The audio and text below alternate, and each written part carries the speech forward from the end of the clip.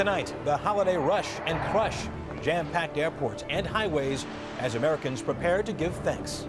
I'm Russ Mitchell. Also tonight, sticker shock. Higher prices mean tough choices. Will you fill your tank or fill your cup? I have to heat my home. I have to have hot water. I have to put gas in my car. Plus, online stalking, how teenagers unwittingly play into the hands of predators. And a treasure in the classroom, the old school teacher who sure doesn't act her age. I'm cool.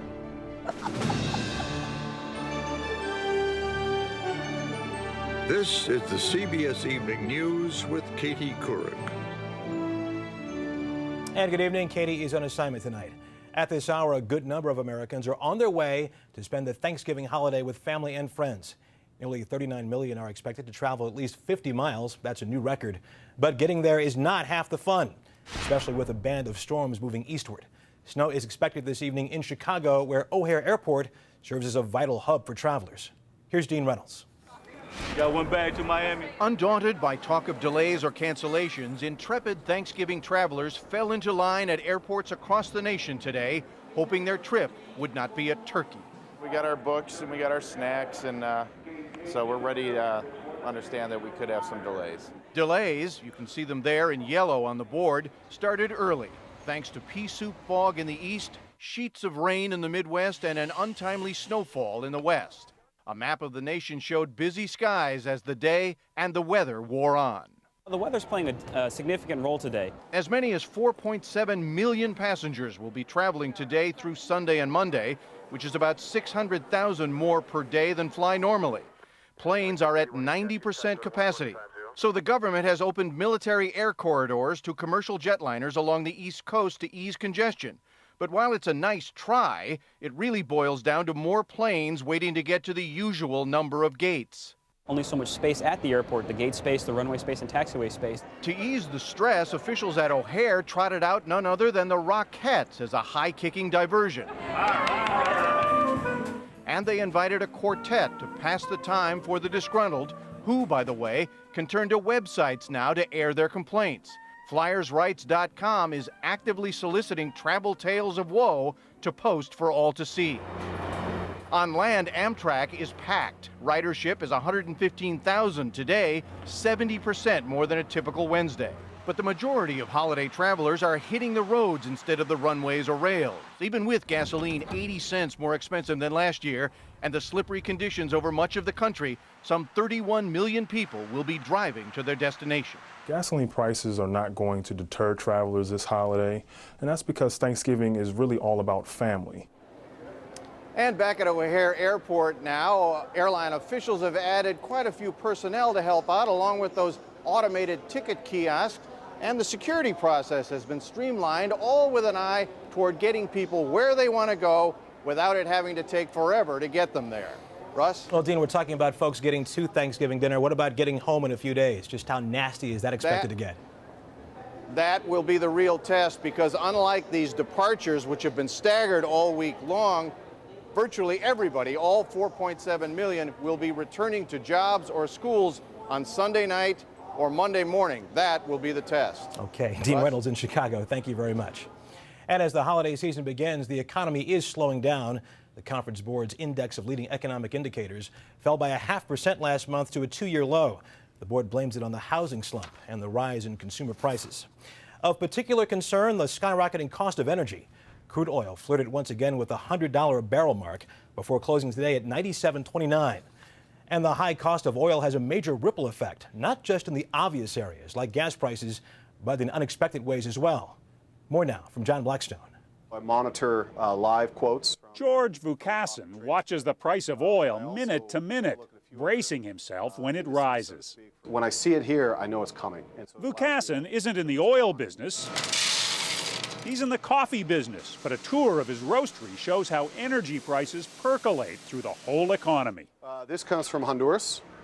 This is Guatemala. The cost of shipping sacks of coffee around the world depends on the price of oil. Energy costs hit everything from firing the roaster to running forklifts and delivery trucks.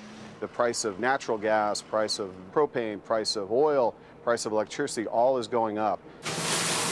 Even the plastic wrap that keeps coffee fresh as a petroleum product, it's getting more expensive too. So this year, Vukasin has raised his retail price 35 cents from $8.99 a pound, about a 4% increase. There's been a 7% rise in wholesale prices. Pretty soon, those costs have to be passed, unfortunately, to the consumer. It will roll out gradually over a period of weeks and months. Energy economist Severin Borenstein. All of that is going to ripple through and eventually end up at the retail prices.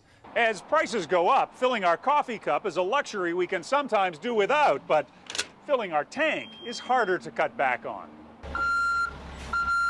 And not just the gas tank. Home heating oil is up too, from $2.37 a gallon last year to $3.21. That could add more than $1,000 to this winter's heating bill for homeowners in the Northeast, like Bill Hirsch. I have to heat my home. I have to have hot water. I have to put gas in my car. And economists say as consumers spend more on energy, they'll have less to spend on other things. And that could mean what's brewing in the economy is trouble. John Blackstone, CBS News, Oakland. Turning to politics now, the presidential primary calendar is getting a bit clearer. Here's tonight's Campaign 08 notebook. The courts in Michigan cleared the way today for a January 15th primary. New Hampshire quickly followed by locking in January 8th, just 5 days after the Iowa caucuses. A tight turnaround for the candidates and a tough break for New Hampshire businesses that count on primary profits. There was a pre-Thanksgiving rush of presidential hopefuls at shelters and food banks in several states. John Edwards was on duty at a food pantry in North Carolina today. So all I'm doing is just passing it down? While Barack Obama passed out turkeys in New Hampshire. In Iowa, Mitt Romney packed meals this afternoon.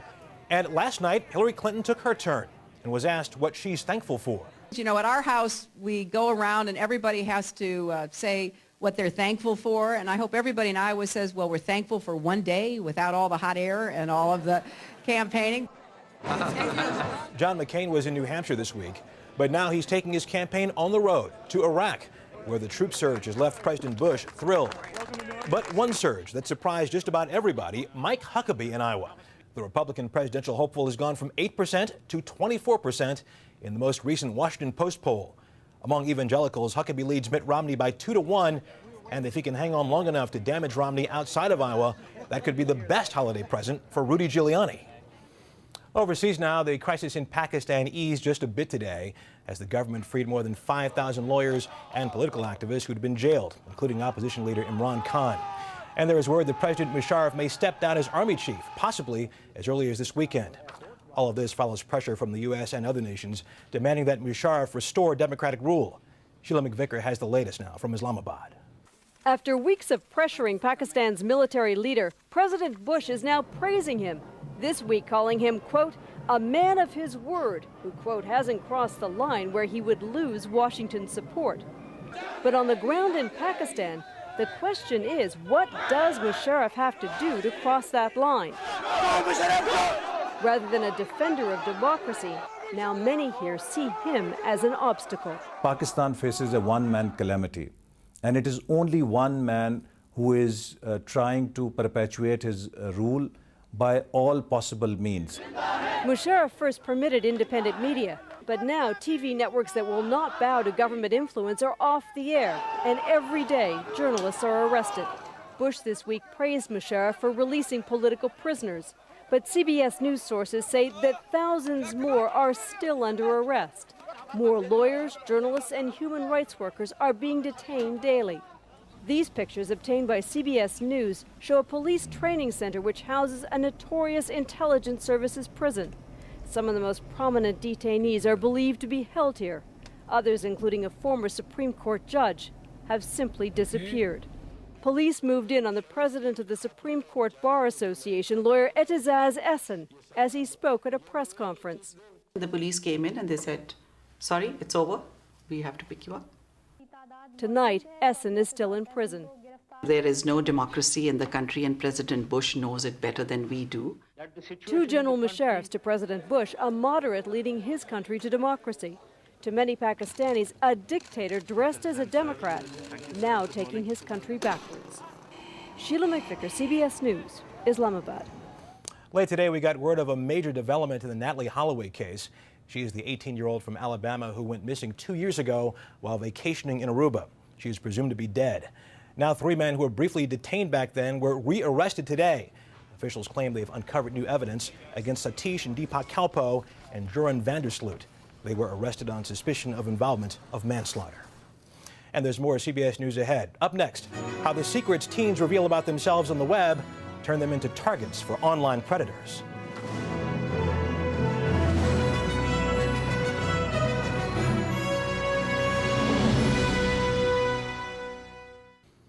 If a stranger stopped you on the street and asked for your name and address, chances are you'd turn around and walk away. But teenagers unwittingly give strangers access to all sorts of personal details when they post information about themselves on their web pages.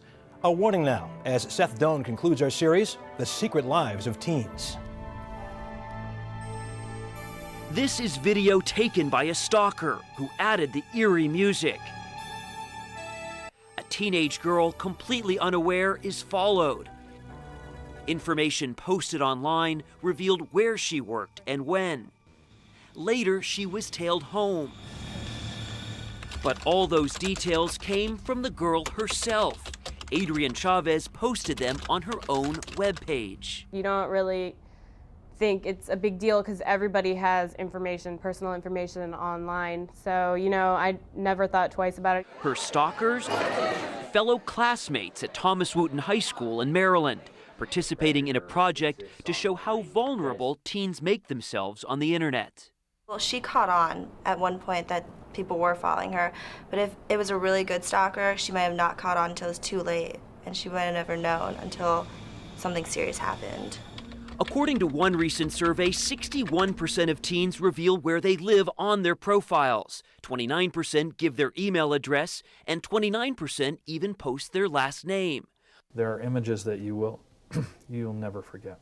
Wyoming investigator Flint Waters says he's seen how too much personal detail can become bait for internet predators. A single picture of themselves wearing the school jersey or wearing some other distinguishing clothing lets this predator figure out where they are and how to reach them. In fact, in a quick survey of social networking sites, we found one girl posting her cell phone number online. Another one names her college and even the dorm she lives in, including the number on her door. This guy shows his phone number and his employer. The kids have a disconnect, a total disconnect between reality and virtuality. When they're online, they think it's a special world that they can control, but they have no control over it at all. The stalking project at Wootton High was so realistic, it hit a nerve. Kids got mad at us for saying, oh, you're not our parents, you can't tell us what to do. How do we stop it? We can talk to the parents, but get in line behind don't do drugs, brush your teeth after every meal, eat healthy, exercise. It just doesn't get there. But AFTAB says there are some things teens can do.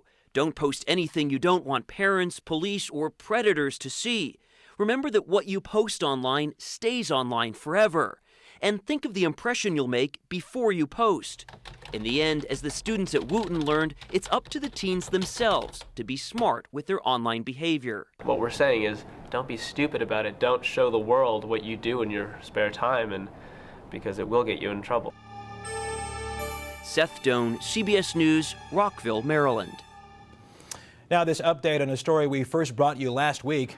This is the haka dance, the hottest thing now in high school football. It's the traditional war dance of the Maori people of New Zealand, and now it's spreading across this country.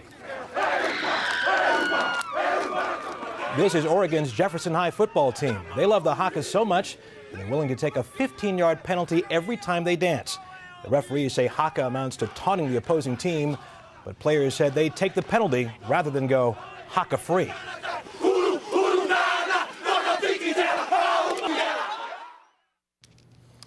In Iraq, some signs perhaps that conditions are improving. Nationwide, the U.S. military says terror attacks have fallen 55% since the summer, and the Baghdad government said today some 1,600 refugees are now returning to Iraq each day as the U.S. and former enemies team up to fight the terrorists. It is a trend that's being celebrated in one Baghdad neighborhood, as Lara Logan reports. The sounds of celebration echo on the streets of Baghdad's deadly Adamir neighborhood for the first time since the U.S. invasion. Former Sunni insurgents Today, America's greatest allies in defeating al-Qaeda in Iraq enjoy a recent victory that left 8 suspected terrorists dead. The U.S. now fights alongside their old Sunni enemy and calls them volunteers. Some people call them America's militia. It's not a militia. There's a big difference. These guys are under contract. They've been trained by the Iraqi government. A U.S. contract that includes a highly unusual weapon, local Sunni women, some 52 of them in Adamir, paid with American tax dollars to protect the schools, hospitals, and anything else the neighborhood needs. You trained to use an AK-47? Yeah. But it's so dangerous to be seen working for the U.S. that many of these women hide their identity cards. Their greatest fear is losing their lives and their jobs when the U.S. pulls out. You don't believe the Iraqi government will pay you? They hate us. They hate us. They hate you? Yeah. The Shiite-dominated Iraqi government hasn't been as eager as the U.S. to embrace their former Sunni enemies in spite of significant successes. This mass of hidden weapons came from only 2 of 14 caches the volunteers uncovered in Adamir in the past 2 weeks. Only a month ago, this bustling main street was completely deserted. Now, even the only gas station, closed for 2 years, has been reopened by U.S. troops. But the U.S. can't keep paying and protecting the Sunni volunteers forever. And if it doesn't transition into the Iraqi police and the Iraqi government doesn't take it on, that's the danger. You're absolutely right. That is a huge danger. A danger that could send the Sunnis back to war, this time with nothing left to lose. Lara Logan, CBS News, Adamir, Iraq. Up next, the Energizer Bunny can learn a thing or two from this teacher. She just keeps going and going and going. Finally tonight, say 65, and a lot of people will say retirement. But according to the Census Bureau, 1 out of 4 Americans between the ages of 65 and 74 still works. Some work a lot longer than that, like the woman you're about to meet. As Michelle Miller tells us, when it comes to longevity, she's at the head of the class. It's bright and early at Palisades High School, but the students in room 204 better be wide awake. Come on, get it organized, booby. Their English teacher is fast. Who goes first, second, third? Furious. Don't make a mess. And when the hat comes out, she's on fire. So let's see if you can handle it. If I'm on fire, the kids are on fire. Not anyone, bunk. Meet Rose Gilbert, a.k.a. Mama G. At 89, she's one of the oldest high school teachers in the nation. She's 89, but she's just like us. She's bubbly, she's energetic, she's spontaneous, she's amazing. Come here, bubby, come here. In her classroom, every student is a bubby. It's a term of endearment, like bubula, sweetie pie. I'm not gonna call him sweetie pie. Swinging to and fro on his rickety stool. And every class is an opportunity to share her passion for literature. I love to teach because of the interaction with the kids. It's always something new and something refreshing. And it keeps me on my toes. She's been on her toes for 56 years. So long, she's now teaching the kids of her kids. My father had her in '67. He just could not believe that she was actually still teaching here. Students say she brings books to life, making classic themes like love and loss hit home. See her again. Moving some to tears. In the interest of full disclosure, I must confess that I, too, was a student of Rose Gilbert's. And though she's taught thousands of kids, she says she remembers a little something about every one of us. You read that real part that was so emotional. You started to cry. And a lot of the girls cried. Cervantes. For Mama G, every day is a reunion. In 1986, somebody put pot in the coffee pot. 16 of her students now teach at Pali. She's as proud as any parent. Her classroom walls prove it. And she's giving back thanks to the fortune of her late husband, Sam. At her alma mater, UCLA, about 100 students owe their degrees to scholarships she's endowed. When will you stop teaching? Never. They'll take me out feet first. Something tells me she'll go out kicking. Okay, boobies. It was a good day, wasn't it?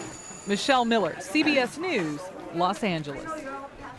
And that's the CBS Evening News. For Katie Couric, I'm Russ Mitchell. I'll see you again first thing in the morning on The Early Show. Have a great Thanksgiving. Good night. For news 24 hours a day, click on CBSNews.com. Brought to you in part by Prilosec OTC. Want to keep your heartburn from coming back? Try Prilosec OTC, the only OTC heartburn remedy that works to block heartburn before it begins. For 24 hours with 1 pill a day. The round-the-clock heartburn blocker. How many are at next hurricane? 1, 2, 3, 4, 5, 6, 7. Yeah, I know.